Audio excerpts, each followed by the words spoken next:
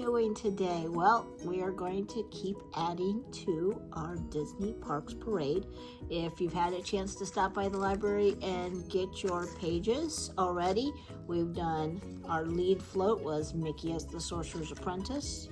And then our floats that were right after were both from the movie Moana. So we've got the 2 Moana floats. And now we're adding onto our parade with Cinderella in a pumpkin carriage. So this is going to be the one that's going to be available for picking up if you've missed any of our other floats to add onto your parade. They're also available at the library. And don't forget, as you make them, if you want to add a string, you could always tape them together, and that way you could pull your float and really have a parade effect. But today, we're going to focus on our Cinderella pumpkin float. What you're going to need is the paper that you can pick up from the library, and it's got on it the straws and toothpicks that you're going to need to be able to make your wheels move. And then you are going to need to provide tape, glue, and I've said this on the other videos, it's up to you what glue you like. Regular school glue is stronger, but it takes more patience for waiting for it to dry. Or stick glue, sticks right away, but not quite as strong of a hold. Scissors.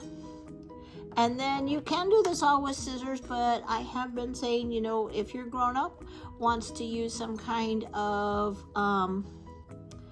more heavy-duty wire cutters or something, when you are doing the toothpicks for the wheels, this is much easier. And then you want something to color your pages with. And I have mentioned it a bunch of times, but I kept forgetting to grab it. It is a little bit easier if you do have like a push pin or a tack or even a really thick tapestry sewing needle. Again, this will be a good thing for your grown-up to do. It just helps poking the holes for the wheels be just a little bit easier. You can do it without it, but it does make it easier. So we are going to get ready to begin with our Cinderella carriage. So in the papers that you're going to pick up from the library, the first step is to do your coloring. We have here is going to be that pumpkin carriage that's going to go around Cinderella. These are going to be the wheels for the bottom of your carriage. This is the stem for the top of your pumpkin, so you probably want to have those match. This is going to be the base. Of course, you have Cinderella and the base for the parade float. This one you don't see this middle part, but you do see the 4 sides. So you're going to want to get these colored, and after you get these colored, you're going to want to cut them out. Now the important thing on this is, remember, we cut out on the solid lines around the outside, not any of these dotted lines. These dotted lines are going to be our fold lines. So once you get that done, come on back and we'll get to the next step. So I've got all my pieces cut out. I've got the base for my pumpkin carriage and then the stem top. I've got Cinderella, or not the base, this is going to be the pumpkin. I've got the base for that, the base of the parade float, and I've got my wheels and then the straw and the toothpicks that are going to make the wheels go. Now if you've been making these with us, step 1 always is about the same, which is putting together that base for the parade float to sit on. This way all the glue can dry while you're doing the other parts and it'll be ready to attach to this. So to do this one, we've got our fold lines right here, and I am just going to fold on the dotted lines on all 4 sides before I do any gluing. There are these teeny tiny little glue flaps that I'm going to fold down also. So that was side 1, side 2, side 3. Get those tiny little glue flaps. And then side 4.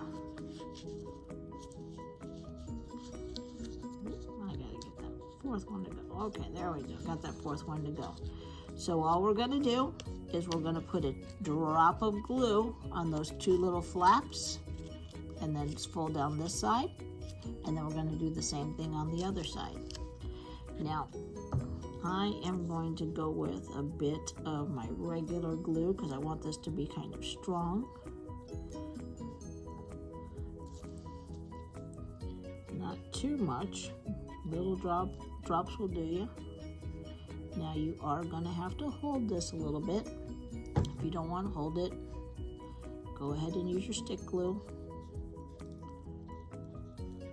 And there's my first corner and my, oops, get my second corner here.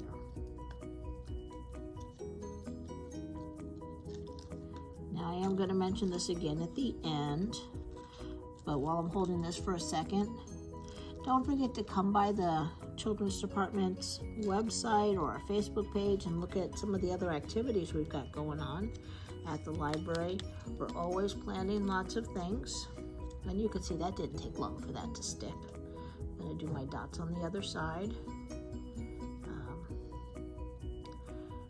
We're working hard on our summer program right now to be a little bit more than last year, a little bit different than years before. We're getting as much as we can going.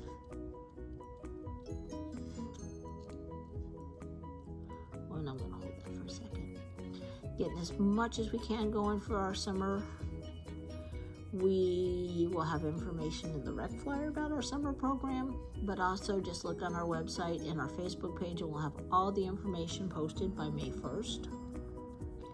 Then we have going on right now, if you enjoy making stuff, which if you're watching this, I bet you do, we did a science program from a company called Tailwise, which has an animated story, and then hands-on science projects for you and your family to do together at home. You can pick up the pack right at the front desk or at the Children's Department window, same place you're going to be able to pick these up and watch the story and enjoy the science with your family. So as long as that took me to tell you that, my base is already nice and glued together.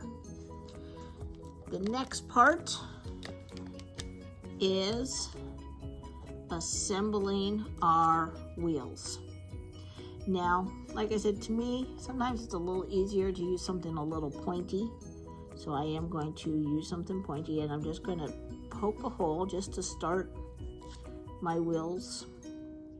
Does not take much of a hole, but I'm going to go ahead and poke 1, 2, 3, 4. You want to get your holes as middle as you can. Fold your paper as little as you can because you want these to be nice and round for rolling. So here we go. There's 3 and 1 more. Here we go. 4. So what I'm going to do is I'm going to take my toothpick, put it right through that hole that I poked. Get that on there. This is what's going to let it roll. I'm going to take a drop of glue just to make sure it stays good. Then I am going to snip the pointy part off. Like I said, you can do this with your scissors or you can do it with wire cutters. They're just a little bit stronger, so it's a little easier to do that. Just snip off that pointy part. I am going to, now, very important, I am going to put this other wheel on, but before you do that, you are going to want to put it through the straw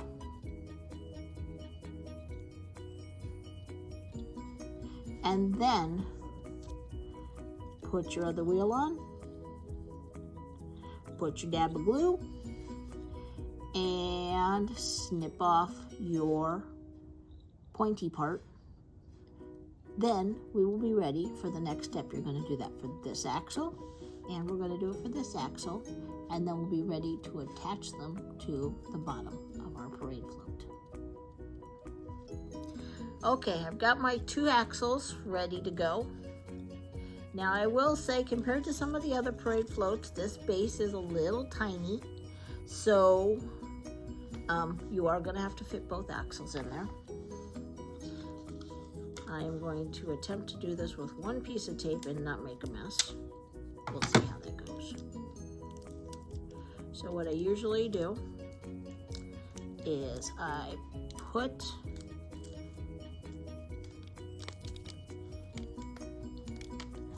you can see I'm kind of folding get my hands out of the way. I'm kind of folding my tape over, putting it down here. And I just thought if this is going to be a really good use of my scissors, because I got kind of big fingers, I'm going to push that tape down there. And then I'm going to come in here with my first axle. I'm going to lay it right on there. Remember, the tape's got to go around the straw, because that's kind of what's holding our axles in there. And I am going to use my scissors again and push that tape down right here in the middle of my float. And then I'm going to take my second axle, lay it there, and then tape nice and over my second axle. And again, I'm going to use my scissors for extra long fingers so that I can reach in that tiny little spot there and get that tape stuffed down to the front of the float. So that way our axle is nice and attached. You can see I used a little extra tape, more than I needed. I'm just going to go ahead and cut that out. You can do this with two pieces of tape and they'll just overlap. But I was just thinking that this was a pretty tiny base, so I didn't have a whole lot of room in there.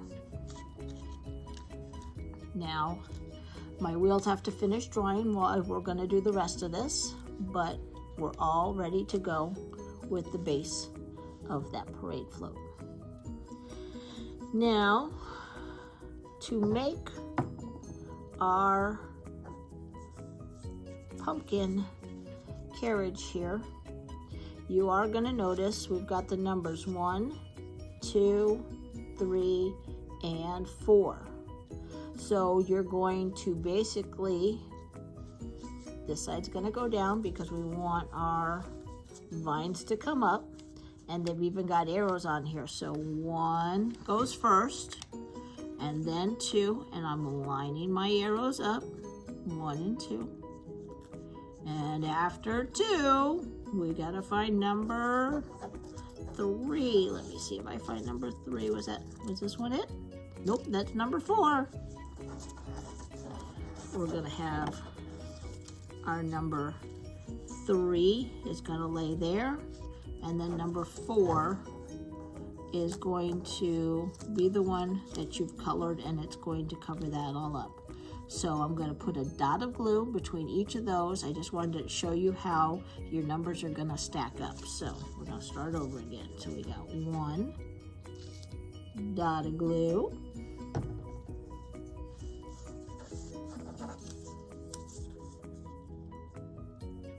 My arrows are lining up nicely. And then I'm putting a dot of glue right on my 2. And I remember my 3 was over here. So here's my 3. Oops, come on 3. Right on top of my 2. And dot of glue. Okay, this one's more of a line of glue because it's bigger. And then number 4, right on top, I want to cover up where I had that white spot that I didn't cover. So you can see I've got my nice pumpkin shape here, and I did my 1, 2, 3, 4. Now I will say I did miss doing a little bit of a fold here, so I'm going to actually come in and gently fold these a little bit better. I don't want a real hard fold because I want to have that nice soft pumpkin shape to it. So I'm doing a real gentle one. But there you can see we have our pumpkin. Now, of course, pumpkins need stems. So this is where we are going to have our stem will be on the top of our pumpkin. Cinderella is going to be inside our pumpkin. And then this is going to be the base where this is going to go on our float. So I am going to start at the bottom and work my way to the top. A little bit of, there we go, a little bit of glue.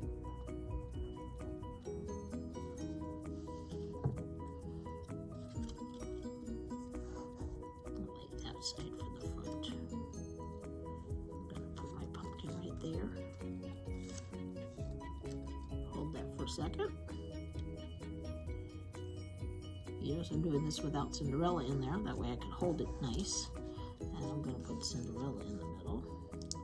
Nice fold, a little tab to glue her with. She is going to go right there inside my carriage. So I'm going to put some glue inside my pumpkin.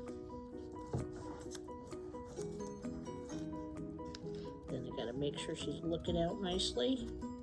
Get her in a good spot. Hold her down for a second so that she glues in there really nice. Folding it so she stands up in there. And the last one that I've got is the stem of my pumpkin. There are a couple of fold lines in here, so I'm going to fold them up a little bit so that they are going to look nice on top here. And then I'm going to put my drop of glue right there. And very gently, with not squishing Cinderella, top, kind of pinch those together. I'm not doing it too hard because that way I kind of have that leaf look to it. And there she is inside her pumpkin carriage. And all we have to do is put that right on our float. So, make sure she's standing up nice. Put some glue here on the top of our float. And I'm going to very gently tap again. Don't squish. It's only paper. You want it to be able to roll. So I just very gently tap it on there. And here she is, ready in her carriage to go to the ball, her pumpkin carriage. So this one is going to join our floats, our parade lineup, and then we will keep adding on. Remember, there's going to be 9 floats for this parade. So here is number 1, 2, 3, 4. And if you didn't hear it in the middle, make sure to check our website for some of our stuff going on. We have our science story, our Tailwise story. That's an animated story. It's got some science integrated in it, and you can pick up an activity packet at the library that's got 2 experiments that you can do. It will ask you to sign up on the website when you follow the link. Don't worry, it is free. That is just getting you access to some of the kids' activities and some of the teacher and parent resources. So don't be worried about where it says checkout. Checkout is free. This is a program we are providing here at the library. And like I said, summer is coming up. Hard to believe because it's in the negative numbers outside, but it's not that far away. We are going to be out and about in Brookings doing programming outside in a couple of different locations, and we will be telling you more about that in the weeks to come. So have a good day, stay warm, bye.